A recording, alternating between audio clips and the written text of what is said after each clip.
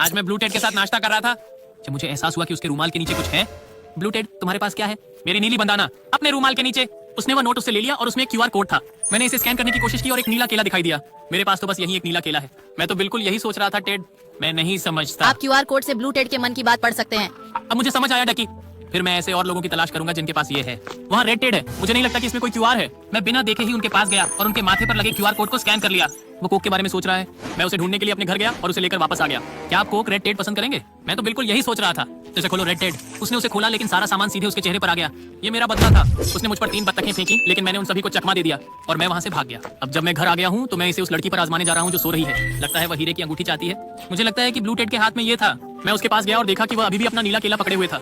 मैंने अपना हाथ उसकी जेब में डाला और उसमें से कुछ अजीब सी चीज निकाली। ये अंगूठी नहीं है। मैंने फिर से हाथ डाला और हीरे की अंगूठी निकाल ली। मैंने लड़की को जगाया और उसे अंगूठी दी। उसने मुझे चूमा क्योंकि उसे पता था कि मैं क्या चाहता हूँ। और अब हम डेटिंग कर रहे हैं। तुम मेरी गर्लफ्रेंड के साथ क्या कर रहे हो टेड? लगता है वो अब तुम्हारी गर्लफ्रेंड नहीं रही ब्लू टेड। जब हम चले गए तो वह वहीं अकेला खड़ा रहा। लेकिन उसने देखा कि मेरी पीठ पर एक विशाल क्यूआर कोड लगा हुआ था। उसने अपना सेल फोन निकाला और उसे स्कैन किया। मैं चाहता था कि आप इसे डक हैंड को दे दें ताकि वे शादी कर सकें।